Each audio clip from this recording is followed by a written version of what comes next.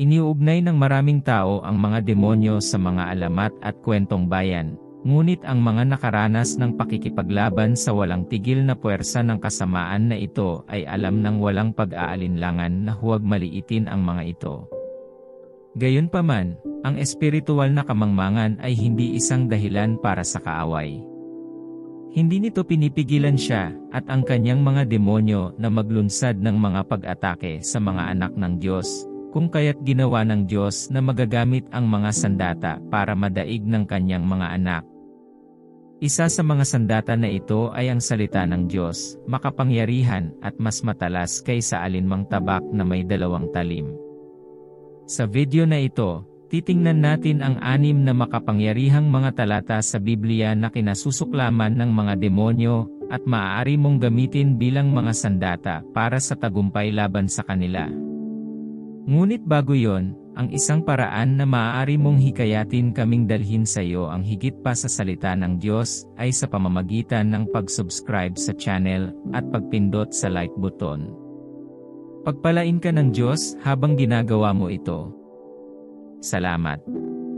Sinasabi ng Biblia, isuot mo ang buong baluti ng Diyos upang mapaglabanan mo ang lahat ng nagniningas na sibat ng masasama.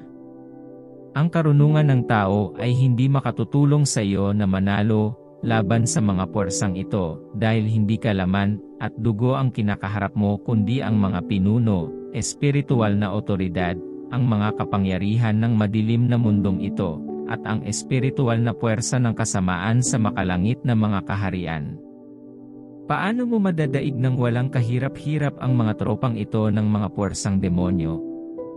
Sa pamamagitan ng paggamit ng 6 na talatang ito ay ibabahagi ko na.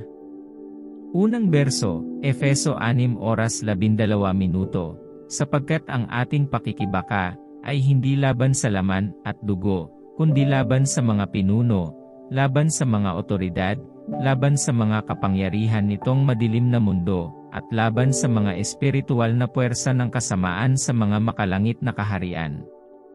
Ito ang unang taludtod na maaari mong gamitin bilang sandata laban sa mga demonyo, at kailangan mong tandaan ito palagi.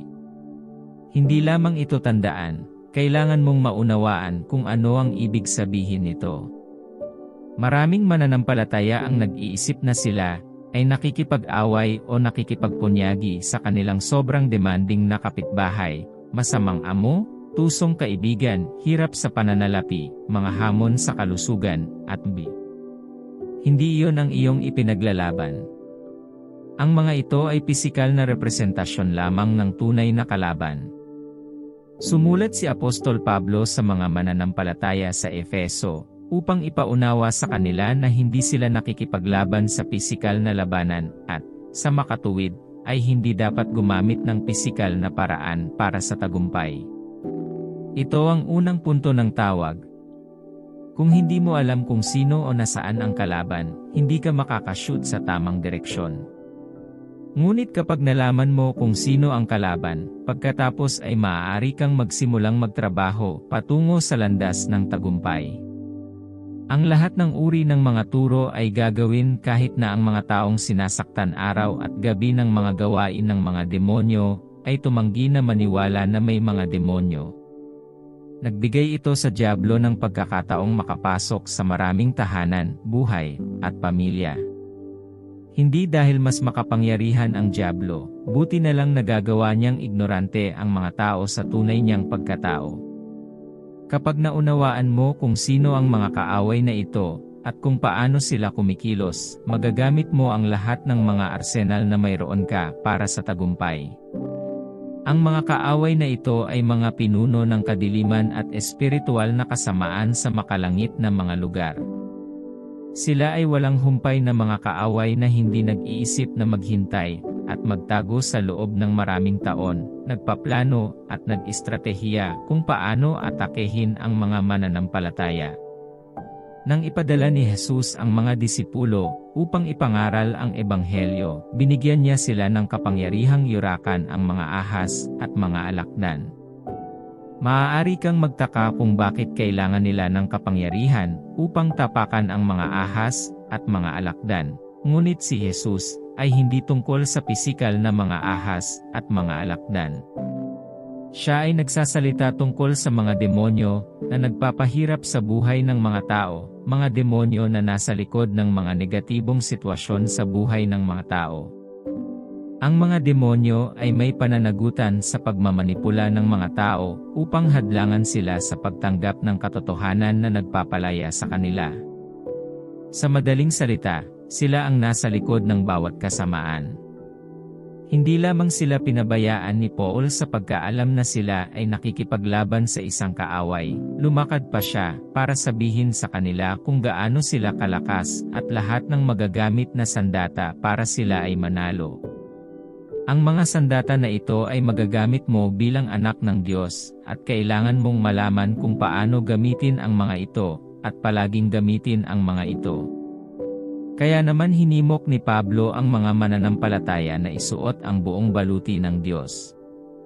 Gamit ang baluti na ito, kakayanin mo ang lahat ng ibinabato sa iyo ng mga demonyong ito. Ikalawang berso, awit 71, sinumang tumatahan sa kanlungan ng kataas-taasan ay magpapahinga sa lilim ng makapangyarihan. Sikat na sikat ang awit na ito.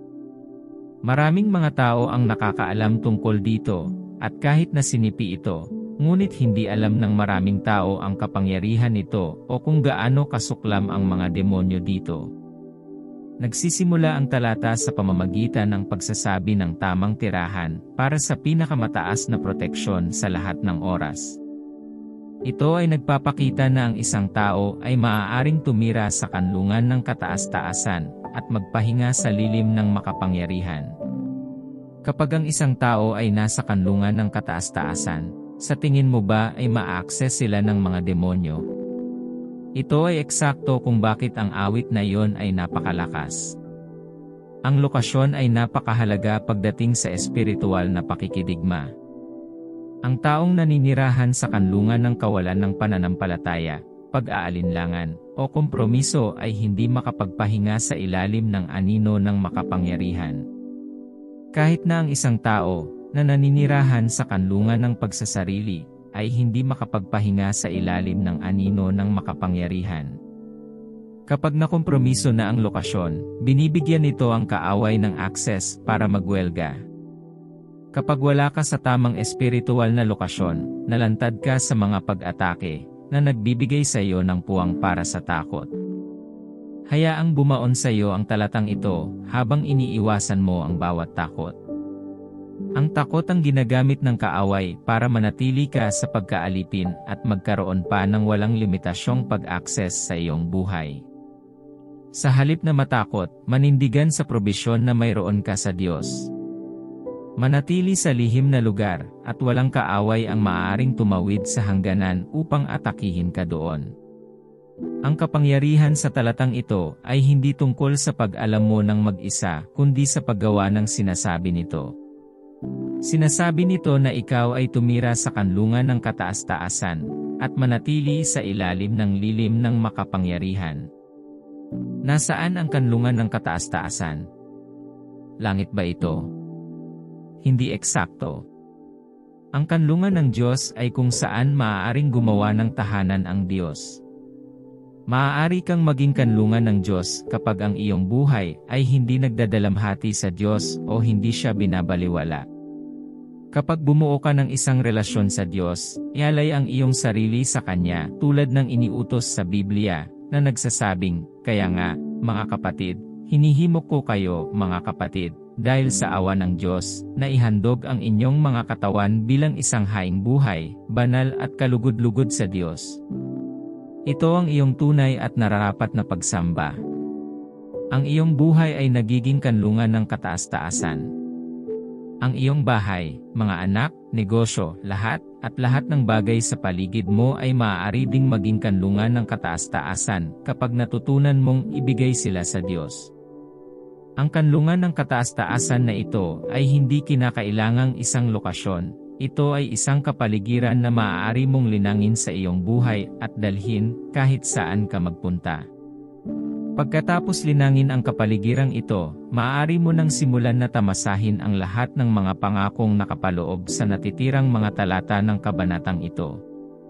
Nangangako ang Diyos na iingatan ka saan ka man magpunta, na maglalagay ng mga anghel na mamahala sa iyo, upang gabayan at bantayan ka saan ka man magpunta.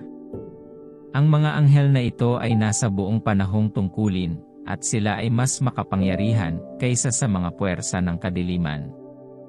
Sa wakas, ang huling talata ay nagsasabing, bibigyan ka ng Diyos ng mahabang buhay, at makikita mo ang pagliligtas ng Diyos. Kahit anong pilit ng kalaban, hindi ka niya binigyan ng buhay, kaya hindi niya kayang putulin ang buhay mo. Cheer up! Matutupad mo ang bilang ng iyong mga araw sa lupa, at gagawin ang lahat ng nilikha ng Diyos para gawin mo. Ikatlong talata, Isayas 41, 1-0, kaya't huwag kang matakot, sapagkat ako'y sumasa iyo. Huwag kang manglupaypay, sapagkat ako ang iyong Diyos. Palalakasin kita at tutulungan ka, aking aalalayan ka ng aking kanang kamay. Ito ay isa pang makapangyarihang taludtod na tutulong sa iyo, na mamuhay ng matagumpay na buhay sa kabila ng mga pag-atake at manipulasyon ng dyablo. Ang talatang ito ay magpoprotekta sa iyo mula sa pagdurusa at pang-aapi ng takot. Bagamat medyo nakakaaliw na sabihin sa isang tao, huwag kang matakot, hindi pa rin yon nagbibigay ng matibay na batayan upang pigilan ang espiritu ng takot. Kaya naman hindi balanse ang talatang iyon kung huminto lang ito sa huwag kang matakot. Nahaharap ka ba sa matinding pagsalansang at pag-uusig? Pakiramdam mo ba ay nag-iisa ka, inabandona, at tinanggihan? Ang sabi ng Biblia, huwag kang matakot. Bakit hindi ka dapat matakot? Hindi ka dapat matakot dahil kasama mo ang Diyos. Kailangan mong huminto sandali upang maunawaan kung sino ang Diyos, upang lubos mong maunawaan ang laki ng kanyang presensya sa iyong buhay. Ang Diyos ang makapangyarihan. Siya ang nagmamay-ari ng langit at lupa, at nilalang niya ang lahat ng nasa kanila. Wala siyang simula o wakas. Wala siyang limitasyon. Walang imposibleng gawin niya. Anuman ang kanyang sabihin ay mangyayari. Anuman ang kanyang kanselahin ay mananatiling kanselado magpakailanman, at anumang kanyang tawagin ay nabubuhay. Ngayon, siya ay kasama mo. Hindi lamang kasama mo, nangako siya na palalakasin at tutulungan ka, pagkatapos ay aalalayan ka ng kanyang matuwid na kanang kamay. Ang susunod na talata ay nagsasabing, ang lahat ng nagngangalit sa iyo ay tiyak na mapapahiya, ang mga sumasalungat sa iyo ay magiging parang wala at malilipol. Hindi sinabi ng talatang ito na ililibre niya ang ilan sa iyong mga kaaway o baka wala siyang sapat na kapangyarihan para talunin ang lahat ng lumalaban sa iyo. Siya ay may sapat na kapangyarihan at walang kaaway na darating sa iyong paraan at mawalan ng scot-free. Ang paghahayag mula sa talatang ito ay dapat gumawa sa iyo ng isang matapang na tao na hindi natatakot sa anuman o sinuman. Ang Diyos ay tapat sa kanyang salita. Mapapanagot mo siya sa kanyang salita dahil nangako siya na sasamahan ka. Matapos makumpleto ni Jesus ang kanyang ministeryo sa lupa, itinala ng Biblia na ipinangako niya na makakasama niya ang kanyang mga disipulo at, sa pamamagitan ng pagpapalawig, bawat mananampalataya mula sa panahong iyon hanggang sa katapusan ng panahon. Natapos na ba ang edad? Kung ang sagot mo sa tanong na iyon ay hindi, alam mo na tiyak, nandyan ang Diyos sa tabi mo. Kung siya ay kasama mo, sinong kaaway ang makakatalo sa kanya? Huwag kalimutan na ang lahat ng kapangyarihan sa langit ay naibigay na sa kanya. Itinaas siya ng Diyos at binigyan siya ng isang pangalan na higit sa lahat ng iba pang pangalan, at sa pagbanggit ng kanyang pangalan, luluhod ang bawat tuhod at ipagtatapat ng bawat dila na siya ang Panginoon. Kung ang kanyang pangalan ay maaaring maging ganoon kalakas, alam mo ba ang kapangyarihan na iniuutos ng kanyang presensya? Sinasabi ng Biblia na kahit ang mga demonyo ay naniniwala na may isang Diyos at nanginginig. Tila mas nauunawaan nila ang kapangyarihan ng Diyos kaysa sa mga mananampalataya dahil nakita nilang kumikilos siya at alam nilang hindi sila katugma sa kanyang kapangyarihan. Magbasa sa kumpiyansa ng talatang ito at harapin ang bawat sitwasyong darating sa iyo nang may tapang at kumpiyansa na ang Diyos ay kasama mo. Ang laban ay sa Panginoon at hindi sa iyo. Hindi pa siya natalo sa laban at hindi magsisimula sa iyo. Nakuha na niya ang tagumpay, kung ano ang natitira, ay para ito ay mahayag sa iyong buhay. Napapalakas ka ba sa pamamagitan ng makapangyarihang mga talatang ito? Narito ang mas makapangyarihang mga talata na kinasusuklaman ng mga demonyo.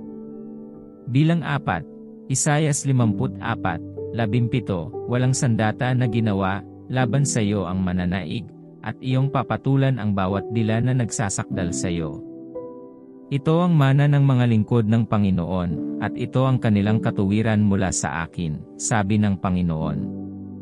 Ito ay isa pang makapangyarihang talata na higit pang nagsasalita tungkol sa katapatan ng Diyos upang matiyak na mananatili ka sa itaas ng bawat sandata ng kaaway. Dapat na ipabatid sa iyo ng talatang ito na ang mga espiritual na labanan ay totoo at hindi dapat maging punto ng debate. Nagbibigay si Pablo ng listahan ng mga sandata na mayroon ka bilang isang mananampalataya sa aklat ng mga taga-Efeso. Gamit ang iyong mga armas, dapat mong malaman na ang iyong mga kaaway ay hindi darating sa iyo na walang dala.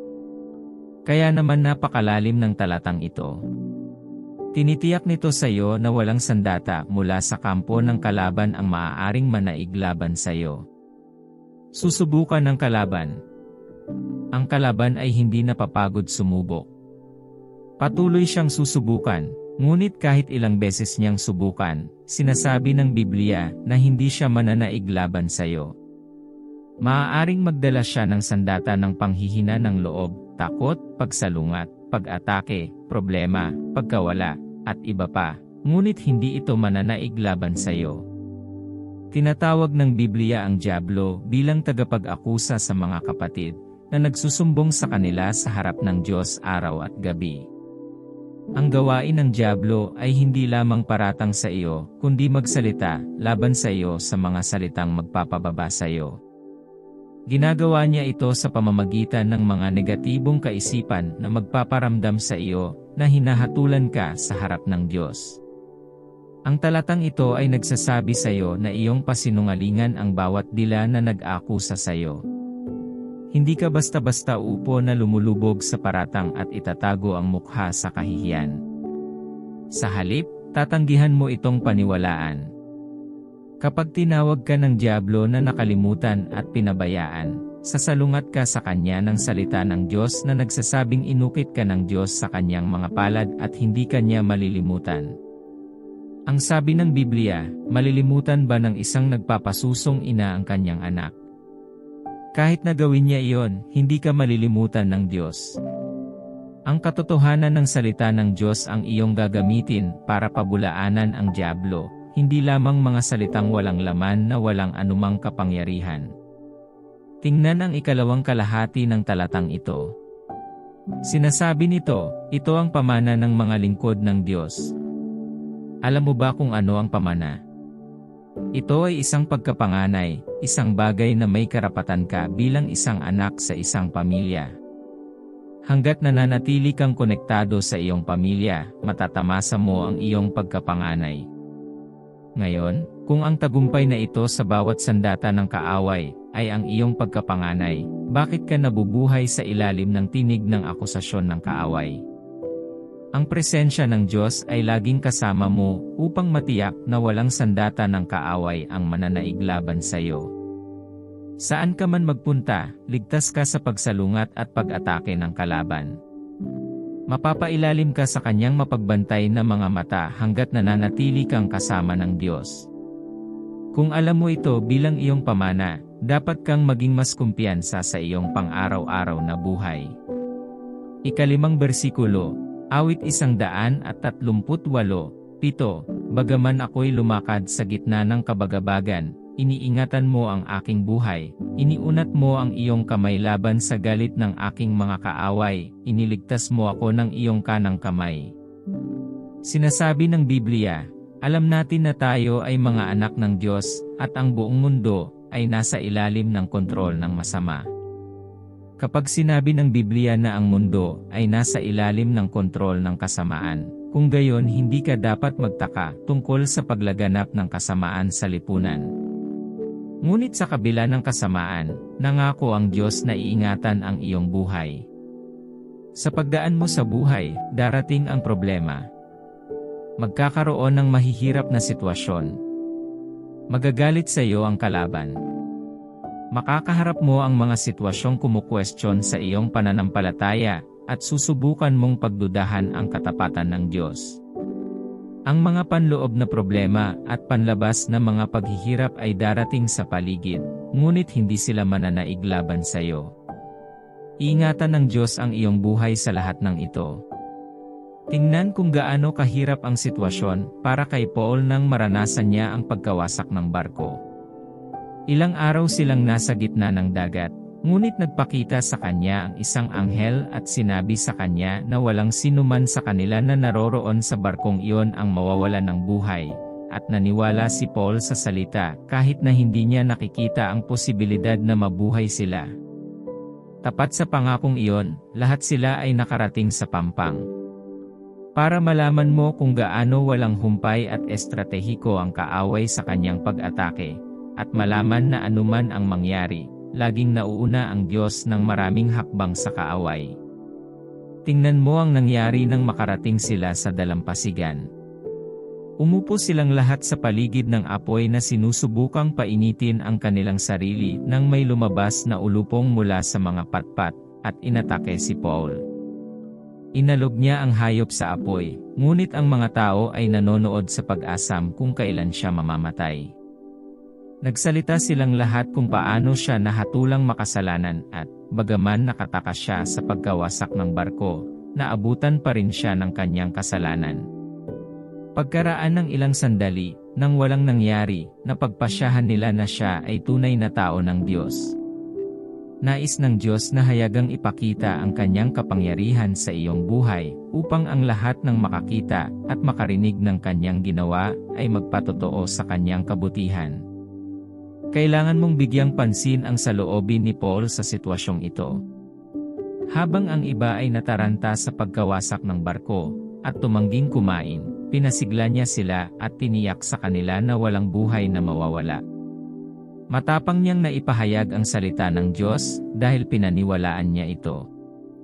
Nang salakayin siya ng ulupong, napailing na lamang siya, at nagpatuloy sa kanyang ginagawa dahil natitiyak niyang ipinangako ng Diyos na iingatan siya, at susundin niya ang kanyang salita. Si Eliseo ay nagkaroon din ng di mapagkakamalang pagtitiwala sa Diyos.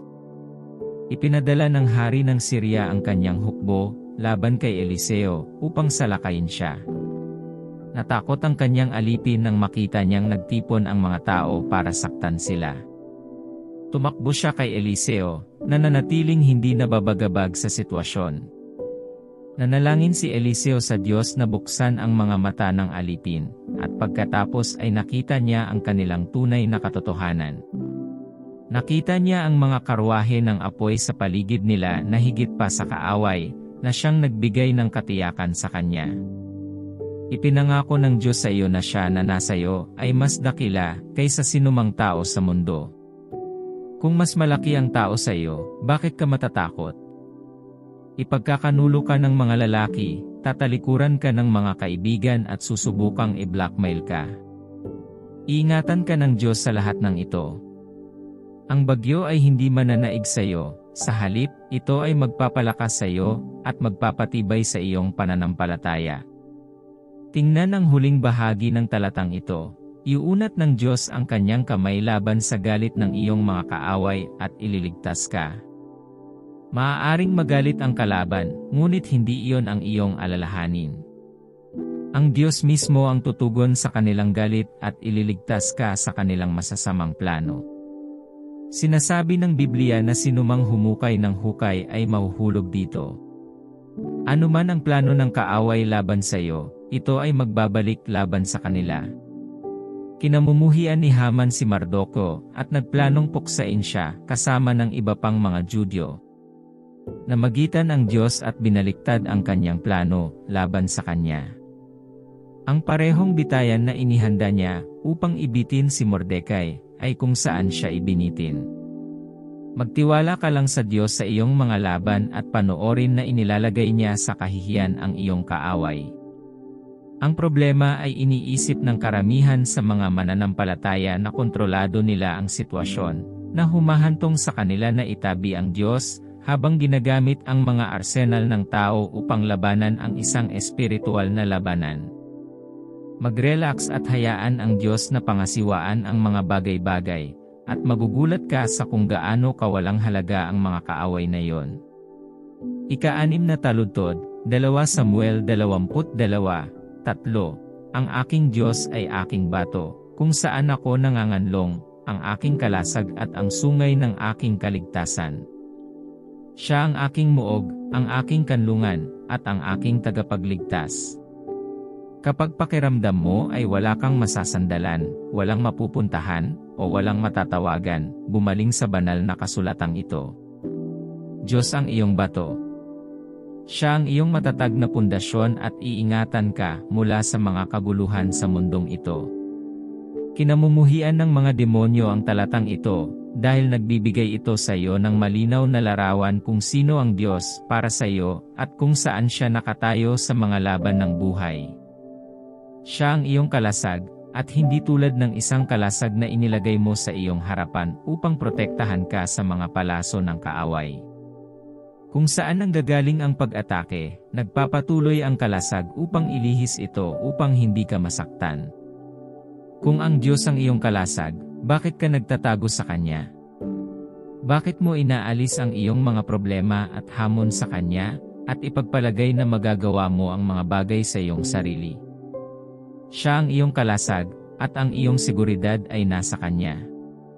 Sa labas niya, ang seguridad ay hindi tiyak.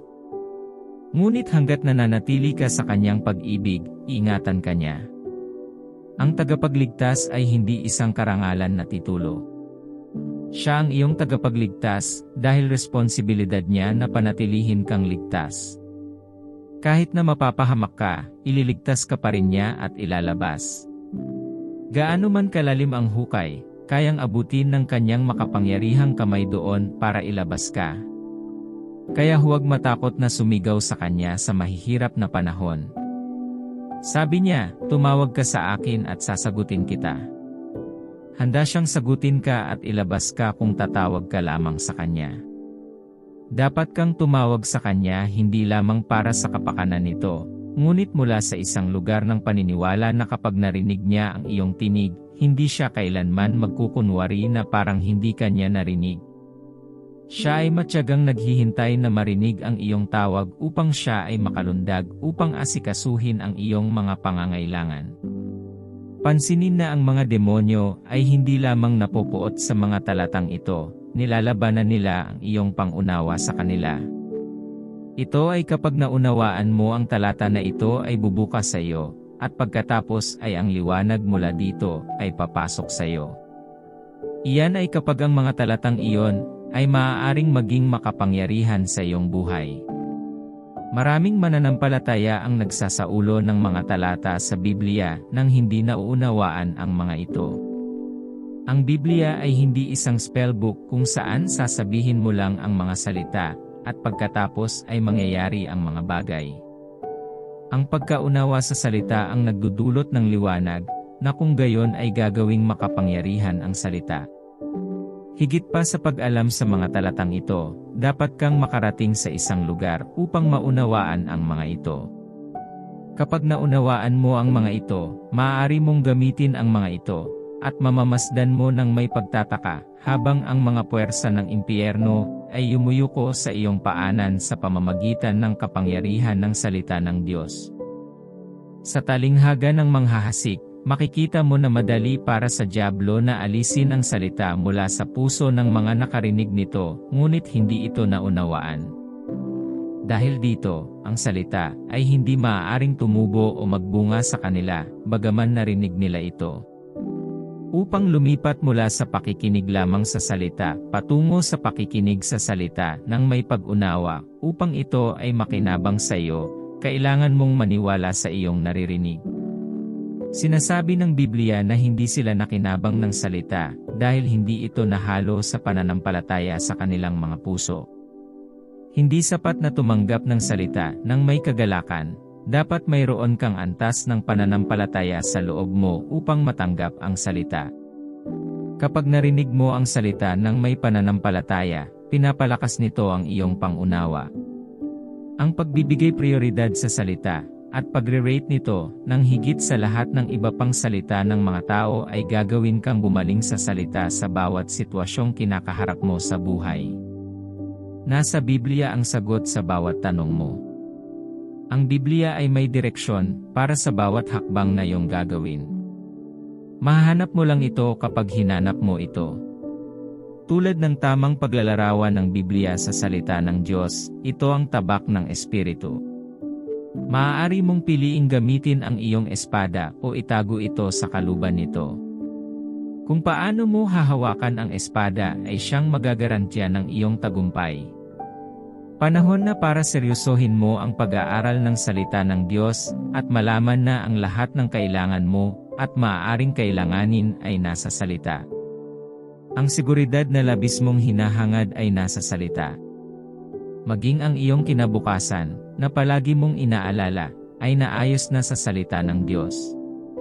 Ang salita ay mabilis at makapangyarihan. Hindi man lang nawala ang hawakan nito.